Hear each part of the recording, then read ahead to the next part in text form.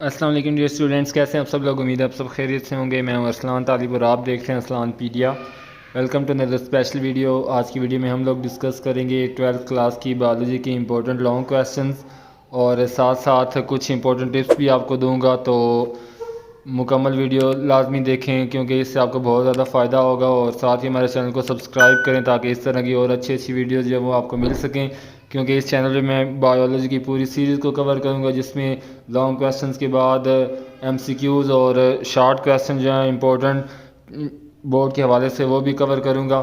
तो चलिए वीडियो को शुरू करते हैं। वीडियो को शुरू करने से पहले हमारा चैनल सब्सक्राइब नहीं किया तो काइंडली चैनल को लाजमी सब्सक्राइब करें और हमारी फैमिली का हिस्सा बने। चलिए वीडियो को शुरू करते हैं। इसमें अगर देखें तो फर्स्ट चैप्टर से long question, discuss the nature of excretory product in different habitats. उसके बाद discuss the liver as an excretory organ. ये वाला लॉन्ग क्वेश्चन जो ये ज़्यादा इंपॉर्टेंट है। Discuss excretion in plants, excretion किस तरह होती है प्लांट्स में, उसके मेथड्स आई थिंक उसको डिस्कस करना होगा। Discuss some kidney problems with their cures, कि किडनी प्रॉब्लम्स को डिस्कस करें और साथ साथ उनकी क्योर्स जो है उनको भी डिस्कस करें कि किस तरह उनका ट्रीटमेंट जो है और क्योर जो है वो की जा सकती है। उसके बाद दूसरे चैप्टर से है difference between endoskeleton and exoskeleton, उसको एक्सप्लेन करना होगा। उसके बाद given account of skull bones, skull bones पर आपने नोट लिखना होगी। Describe different types of joints, joints की इकसाम बयान करनी है जिसमें ball and socket joint, hinge joint, इस तरह के दो तीन उसकी टाइप्स हैं। एक्सप्लेन स्लाइडिंग फिलामेंट मॉडल, ये जो सवाल है ये बहुत ही ज़्यादा इंपॉर्टेंट है। Sliding filament model. List the function of skeleton, skeleton के फंक्शंस क्या होते हैं उनको बयान करना है। List the main parts of axial skeleton, axial skeleton में कौन कौन से हिस्से हैं उसको आपने बयान करना होगा। तो इसमें भी ये दो तीन जो एंड वाले हैं ये ज़्यादा इंपॉर्टेंट है। उसके बाद नेक्स्ट लॉन्ग क्वेश्चन तीसरे चैप्टर से describe in detail the role of adrenal glands, adrenal glands का रोल क्या होता है उसको बयान करना है। उसके बाद define nerve impulse, explain the mechanism involve by label diagrams. Nerve impulse की तारीफ़ करनी है और फिर उसके मैकेनिज्म को बयान करना है, लेकिन वो भी डायग्राम्स की मदद से, और वो डायग्राम्स जो हैं वो लेबल्ड होनी चाहिए। Describe the structure and functions of different parts of human brain, इंसानी ब्रेन की का स्ट्रक्चर बयान करना है और उसके जो हिस्से हैं उनके फंक्शंस जो हैं वो एक एक करके बयान करने हैं। और ये वाला क्वेश्चन एंड वाला ये भी बहुत ही इंपॉर्टेंट लॉन्ग क्वेश्चन है। Write a note on pituitary gland, pituitary gland पर नोट लिखें। नेक्स्ट चैप्टर जो है उसमें से describe human females menstrual cycle, ये भी इंपॉर्टेंट लॉन्ग है मेंस्ट्रुअल साइकिल वाला। उसके बाद what are the functions of placenta during pregnancy, के प्रेगनेंसी के दौरान प्लेसेंटा का फंक्शन, इसके फंक्शंस क्या क्या होते हैं, वो फंक्शंस जो हैं वो आपने बयान करने हैं। मैं वीडियो थोड़ा जल्दी जल्दी कवर करने की कोशिश कर रहा हूँ ताकि थोड़े टाइम में आपको ज़्यादा फ़ायदा हो सके, तो इसी पे चैनल को सब्सक्राइब करें। उसके बाद describe in detail the developmental process of चिक, कि चिक जो है उसकी डेवलपमेंट जो है उसका प्रोसेस किस तरह होता है उसको डिटेल से बयान करें। What is development, describe the principles of development in detail, development क्या है और इसके प्रिंसिपल्स क्या हैं उनको आपने डिटेल में बयान करना है। उसके बाद prove that DNA is hereditary material, ये वाला लॉन्ग क्वेश्चन ये भी एक बहुत ही ज़्यादा इम्पोर्टेंट लॉन्ग क्वेश्चन है बोर्ड के पेपर के हवाले से, तो ये आपने बहुत ही अच्छी तरह करना है। How did Meselson and Stahl show that DNA replication is semi conservative, इन दोनों ने किस तरह बयान किया कि जो DNA रेप्लिकेशन है वो सेमी कंजर्वेटिव है, ये भी बयान करना है आपने, ये अच्छी तरह तैयार कर लीजिएगा। उसके बाद नेक्स्ट चैप्टर से why and how do the chromosomes get separated during anaphase of mitosis, के एनाफेज के दौरान, माइटोसिस की एनाफेज के दौरान क्रोमोसोम जो हैं वो क्यों और किस तरह अलहदा होते हैं।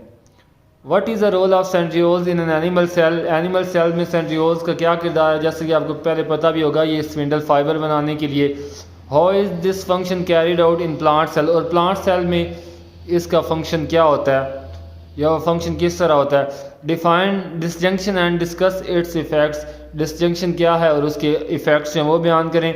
Describe mitosis and explain its significance, mitosis को बयान करें और फिर साथ उसकी सिग्निफिकेंस जो है उसको भी बयान करें। सॉरी, मियोसिस और उसकी सिग्निफिकेंस, तो साथ माइटोसिस और उसकी सिग्निफिकेंस भी पूछी जा सकती है। Next, what is incomplete dominance, incomplete dominance क्या है। एक्सप्लेन इट विद एग्जांपल, उसको एग्जांपल के साथ आपने एक्सप्लेन करना है। Define and explain test cross, test cross की तारीफ करनी और एक्सप्लेन करना है। आल्सो गिव इट्स सिग्निफिकेंस, और ये भी बताना है कि टेस्ट क्रॉस की सिग्निफिकेंस क्या है। Describe different patterns of sex determination, sex determination के मुख्तलिफ पैटर्न्स की वजाहत करें। उसके बाद explain XO, XX and ZW types of sex determination, ये दो टाइप्स हैं, ये आपने बयान करनी, ये भी इंपॉर्टेंट है। Explain the phenomena of sex determination in humans, इंसानों में ये फिनोमेना किस तरह होता है सेक्स डिटर्मिनेशन का, वो भी आपने एक्सप्लेन करना होगा। उसके बाद what is methodology for producing recombinant DNA to be used in gene cloning, के जो जीन क्लोनिंग में रिकम्बिनेंट DNA है वो पैदा करने के लिए क्या मेथडोलॉजी जो है वो होनी चाहिए, तो ये मेथडोलॉजी ये आपने बयान करनी है। What is the polymerase chain reaction and how it is carried out to produce multiple copies of a DNA segment. PCR polymerase chain reaction क्या है और इससे किस तरह DNA के सेगमेंट्स हैं उसकी कॉपीज तैयार की जा सकती हैं। What is DNA fingerprinting, a process, sorry थोड़ा शोर है उसके लिए मैं माजरत चाहता हूँ। A process that is utilise the entire genome, DNA fingerprinting क्या है उसको आपने बयान करना होगा। For what purpose have bacteria plants and animals have genetically altered, किस मकसद के लिए प्लांट्स एनिमल्स और जो बैक्टीरिया उनको जेनेटिकली तब्दील किया जा रहा है। नेक्स्ट जो है, अच्छा ये सारे चैप्टर वाइज हैं तो आप ये साथ मैंने चैप्टर नंबर मेंशन नहीं किए, तो ये आपको इतना तो पता होगा कौन सा लॉन्ग क्वेश्चन किस चैप्टर में से आ रहा है, तो ये चैप्टर वाइज सारे मैंने बयान किए हुए हैं। Describe evidences of evolution from any 5 branches of biology, biology की 5 ब्रांचेस के हिसाब से इवोल्यूशन के एविडेंस जो वो आपने डिस्क्राइब करने हैं। How did evolution proceed from prokaryotes to eukaryotes, prokaryotes से यूकैरियोट्स की तरफ जाते हुए इवोल्यूशन किस तरह होती है। Analyse the Darwin theory of natural selection as a mechanism of evolution, Darwin की थ्योरी को इवोल्यूशन के मैकेनिज्म के तौर पे आपने एनालाइज करना है। Next, define environment, what must environment supply for insects, green plants, birds, animals and people. What factors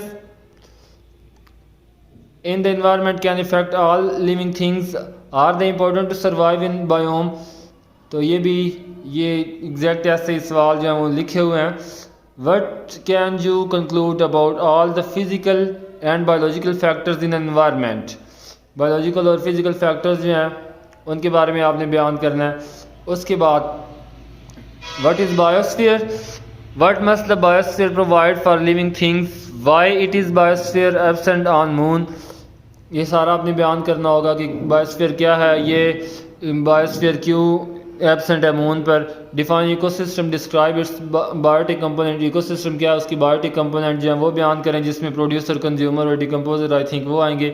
explain zero succession stages, इसकी स्टेजेस बयान करनी है। Give account of nitrogen cycle, nitrogen cycle को आपने बयान करना है। How does energy flow in a food chain of an ecosystem, की इकोसिस्टम एनर्जी किस तरह जो है वो बहती है, ये भी आप इसको डायग्राम की मदद से ये एक्सप्लेन करेंगे। Compare food chain with food web, ये इजी है लेकिन ये इंपॉर्टेंट भी है। फूड चेन और फूड वेब में क्या डिफरेंस, क्या ताल्लुक है या क्या डिफरेंस है। उसके बाद can you differentiate between renewable and non renewable resources with examples, क्या एग्जांपल के साथ आप एक्सप्लेन कर सकते हैं कि रीन्यूएबल और नॉन रीन्यूएबल रिसोर्सेज कौन से हैं। तो ये तो आपको पता होगा कि जो दोबारा बनाए जा सके वो रीन्यूएबल हैं, जैसे सोलर एनर्जी उसमें आ सकती है, और जो ना बनाए जा सके वो नॉन रीन्यूएबल हैं जिसमें ये फॉसिल फ्यूल्स आ जाते हैं। How has man exploited these resources, तो इंसानों ने किस तरह इन रिसोर्सेज को तबाह किया है। ये आजकल भी ये इश्यूज चल रहे हैं पेट्रोल डीज़ल के, क्योंकि ये रिसोर्सेज कम होते जा रहे हैं तो ये इतने आसानी से हमें नहीं मिल सकते। What is pollution and pollutant? Which type of pollution causes ozone layer depletion, greenhouse effect and acid rain? Important है। Can you explain the phenomena of eutrophication? By which type of pollution may it occur and why? तो इसमें I think water pollution का किरदार होगा। Next, why is there a need of protection and conservation of environment, कि environment को protect करने की ज़रूरत क्यों पेश आई। Describe the importance of forest, जंगलात की अहमियत। अब ये तो आई थिंक ये जंगलात वाला ये हर किसी को ये लॉन्ग क्वेश्चन आना चाहिए। Explain green house effect and acid rain, ये भी एसिड रेन क्या है और ग्रीन हाउस इफेक्ट क्या है। Write down a comprehensive note on ozone layer and ozone layer depletion, ozone layer और ओजोन लेयर डिप्लीशन किस तरह हो रही है वो आपने बयान करना है। इस तरह यहाँ तक ये लॉन्ग क्वेश्चन जो है वो आपके मुकम्मल हो जाते हैं। अगर आपको वीडियो पसंद आए तो चैनल को सब्सक्राइब करें, क्योंकि इसके बाद शॉर्ट क्वेश्चन और MCQs जो हैं वो भी मैंने अपलोड करने हैं। हो सकता है शॉर्ट क्वेश्चन इस वीडियो से पहले अपलोड हो जाए, तो इसके लिए चैनल को सब्सक्राइब लाजमी करें ताकि आपको ये वीडियोज़ जो हैं वो आसानी से मिल जाएँ। बहुत शुक्रिया।